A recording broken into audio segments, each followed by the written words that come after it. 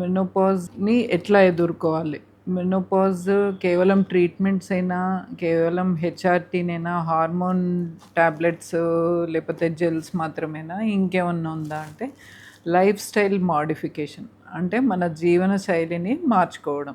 Life style అందరికీ correct life style ఉంటే మంచిదే. మెనోపాజ్‌లో గూడా అందరికి ఎట్లయితే ఉందో మెనోపాజ్‌లో గూడా అంతే. సో, లైఫ్ స్టైల్ మోడిఫికేషన్ అంటే ఇంకా మనది అయిపోయింది, టైం అయిపోయింది, ఇంకా పెద్దోళ్ళం అయిపోయినాము, బాధ్యతలు అయిపోయినాయి, ఎట్లా ఉన్నా పర్వాలేదు కాదు. So, to maintain your health, నీ హెల్త్ బాగుండాలా, నువ్వు ఆరోగ్యంగా ఉండాలా, ఇండిపెండెంట్‌గా ఉండాలా, ఎంజాయ్ చేయాలా, నీ ఫ్యామిలీ మెంబర్స్ ఎంజాయ్ చేయాలంటే తప్పనిసరిగా మన లైఫ్ స్టైల్‌ని మార్చుకోవాలంటే ఎవరైతే ఎక్సర్‌సైజెస్ చేయట్లేదో ఎక్సర్‌సైజ్ కనీసం డైలీ ఓ 30 మినిట్స్ టు 1 అవర్ మినిమమ్. నన్నడిగితే ఎవ్రీడే చేయడం కరెక్ట్. ఒకరోజు మానేసినా ఓసారి బద్ధకం అనిపిస్తది. ఎవ్రీడే ఎంతో కొంత. సో, ఎవ్రీడే 1 అవర్ చేసేది ఒకరోజు 30 మినిట్స్‌కి తగ్గిస్తే సరిపోతది weekly once. So, what exercises అంటే వాకింగ్, డాన్సింగ్, ఏరోబిక్స్ లేతే చిన్న చిన్న వెయిట్స్ అంటే మనకు తగిన వెయిట్స్ నువ్వు ఎంతైతే బరువు లేపగలుగుతున్నావో అంతకంటే కొంచెం ఎక్కువ చేస్తే better. And under proper guidance చేయడం చాలా ముఖ్యం. ఎందుకంటే ఒక్కోసారి ఏమన్నా ప్రాబ్లమ్స్ అయితే మళ్ళీ కొన్ని మంత్స్ దాకా చేయకపోవచ్చు. ఎక్సర్సైజ్ అంటే యోగా, అందులో యోగా రావచ్చు. బ్రీతింగ్ ఎక్సర్సైజెస్ కూడా. బ్రీతింగ్ ఎక్సర్సైజెస్ తోటి మనకు పీస్ ఆఫ్ మైండ్ కానీ, కాగ్నిటివ్ స్కిల్స్ కానీ, మైండ్ ఫోకస్ అన్నది పెరుగుతుంది. మన మీద మనకు కాన్ఫిడెన్స్ ఇంప్రూవ్ అవుతుంది. ఎక్సర్సైజే కాకుండా డైట్ ఈజ్ వెరీ ఇంపార్టెంట్. డైట్‌లో డెఫినిట్‌గా యాజ్ ఏజ్ పెరుగుతా ఉంటే మన తీసుకునే క్వాంటిటీ తగ్గించాల్సొస్తది. ఎందుకంటే మన బేసల్ మెటబాలిక్ రేట్ తగ్గుతుంది కాబట్టి తగ్గించాల్సొస్తది. అది quality food. Quality and quantity జాగ్రత్తగా చూసి తినాల. మనం ఏం తింటున్నాము, అందులో ఎంత ప్రోటీన్ ఉంది, ఎంత కార్బోహైడ్రేట్ ఉంది, ఎంత ఫ్యాట్ ఉంది, ఎన్ని క్యాలరీస్ ఉన్నాయి. సో, ఉత్త క్వాలిటీనే కాదు, క్వాంటిటీ కూడా ఆచితూచి తినాల్సొస్తది. ఎట్లయితే జాగ్రత్తగా మాట్లాడాల్సొస్తదో, ఈవెన్ డైట్ కూడా చాలా జాగ్రత్తగా ఉండాలి తినే ముందు. అండ్ ఫ్రెష్ ఫ్రూట్స్ అన్నది ముఖ్యమే, నట్స్ అన్నది ముఖ్యమే.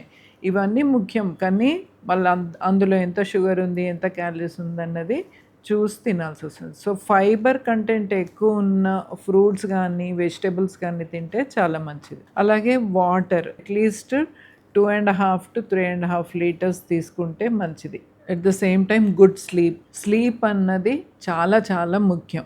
సైంటిస్టులు చెప్పేదేంటంటే 8 అవర్స్ పడుకున్న వాళ్ళకి సౌండ్ స్లీప్ ఆఫ్ 8 అవర్స్ ఉత్త స్లీప్ కాదు.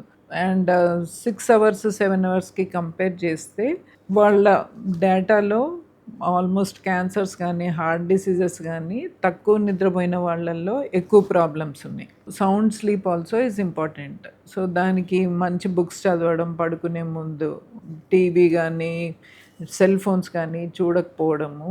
అట్‌లీస్ట్ ఒక 2 అవర్స్ బిఫోర్ నిద్రపోయే ముందు 2 అవర్స్ ముందు నుంచి ఇట్లాంటివి చూడకూడదు. So, book reading is always good. And good music also. So, life style changes అంటే ఇవే కాకుండా మీ హాబీస్‌ని పెంచుకోవడం. ఆల్రెడీ ఉన్న హాబీస్‌ని మనం పిల్లలు, ఫ్యామిలీ ఇదంతా అని మన హాబీస్ మనం చాలా సార్లు మర్చిపోయే అవకాశం ఉంటది.